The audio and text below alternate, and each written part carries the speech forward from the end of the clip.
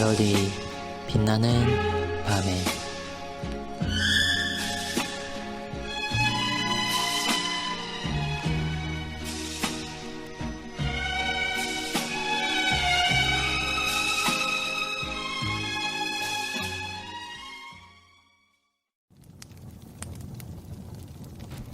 본문 시편을 노래하는 것에 관하여 그리스도인들은 교회에서 시편을 함께 부름으로써 공적으로 하나님을 찬양하고 또한 가정에서 개인적으로도 찬양해야 할 의무가 있다.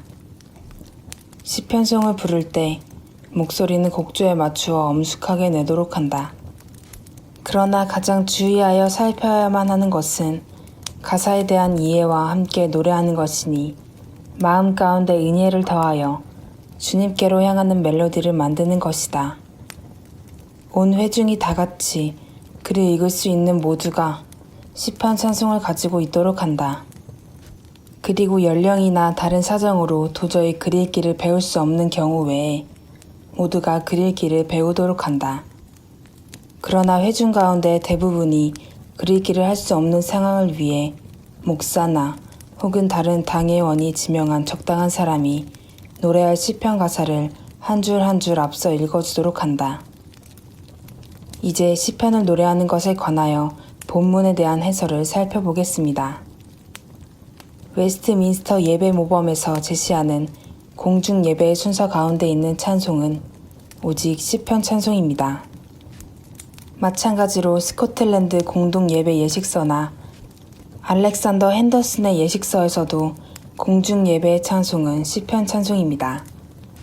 이는 구약 시대에도 마찬가지로 구약 성경에 기록된 시편은 구약의 모든 예배와 관련하여 부르던 찬송이었습니다. 이는 신약 시대에도 마찬가지여서 예수 그리스도와 사도들 그리고 1세기 교회에서도 모두 시편 찬송을 불렀습니다.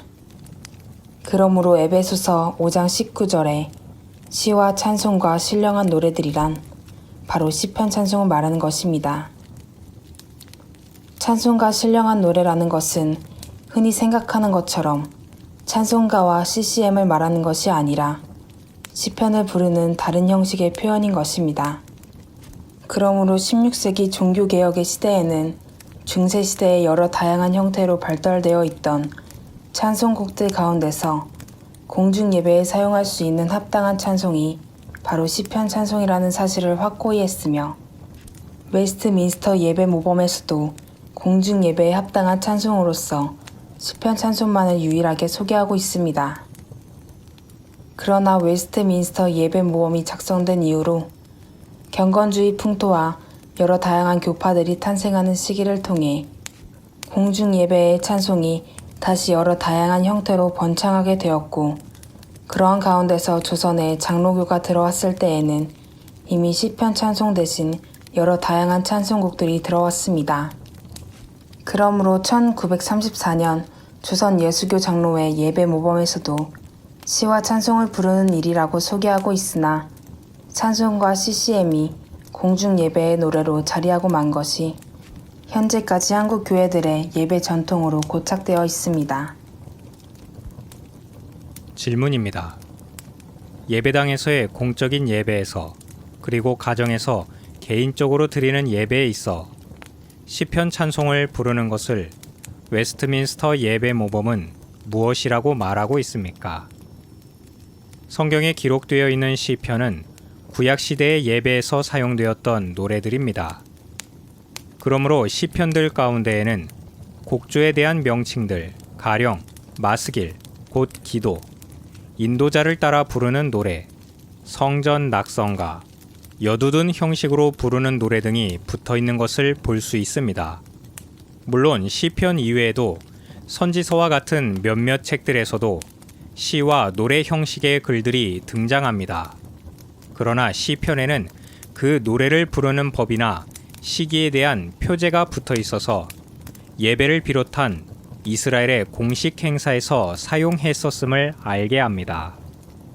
이는 신약 시대에도 마찬가지여서 마가복음 14장 26절에 나와 있듯이 예수 그리스도께서도 제자들과 마지막으로 만찬을 하신 뒤에 감남산으로 가시면서 찬미했을 때에 시편을 노래하셨습니다.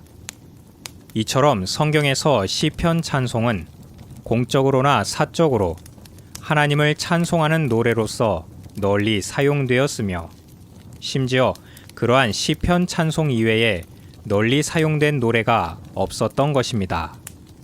그러므로 우리들이 공적인 예배 때나 개인적인 예배 때에 시편을 노래하는 것은 지극히 당연하며 보편적이라 하겠습니다. 질문입니다. 시편 찬송을 부를 때에 주의할 것에 관해 웨스트민스터 예배 모범은 먼저 무엇을 언급합니까? 예배에서 부르는 찬송은 개인의 감정으로 부르는 것이 아니라 교회로 모이는 회중의 일원으로서 부르는 것입니다.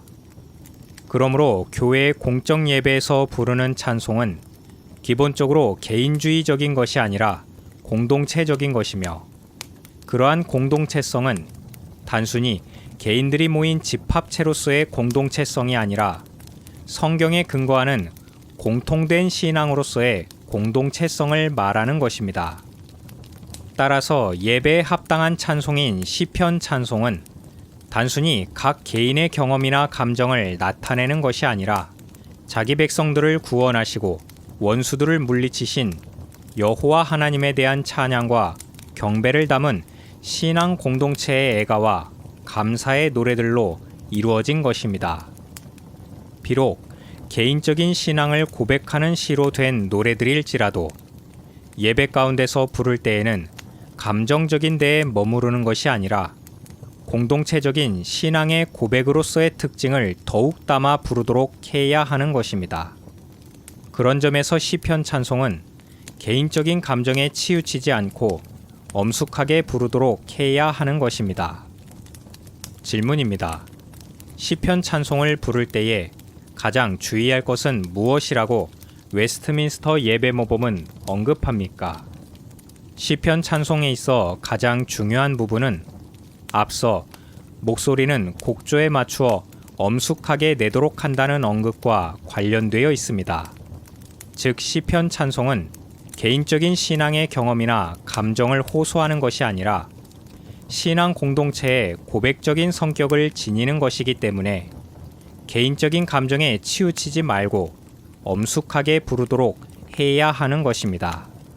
그러므로 교회에서 공동체적으로 부르는 찬송에 있어 객관적인 바탕인 성경의 내용을 숙지하고 동의하는 고백으로서 시편 찬송을 부르는 것이며 바로 그러한 맥락에서 시편 찬송의 가사와 그 의미를 이해하는 바탕에서 노래하는 것이 중요한 것입니다. 이처럼 예배에 합당한 찬송을 부름에 있어서 중요한 요소가 바로 성경의 진리를 바르게 알고 이해하는 가운데서 이루어져야 한다는 것입니다. 즉, 음률이나 곡조에 찬송의 중심이 있는 것이 아니라 가사를 이루는 성경의 진리를 이해하고 동의하는 고백으로서 이루어지는 것이 예배의 찬송인 것입니다.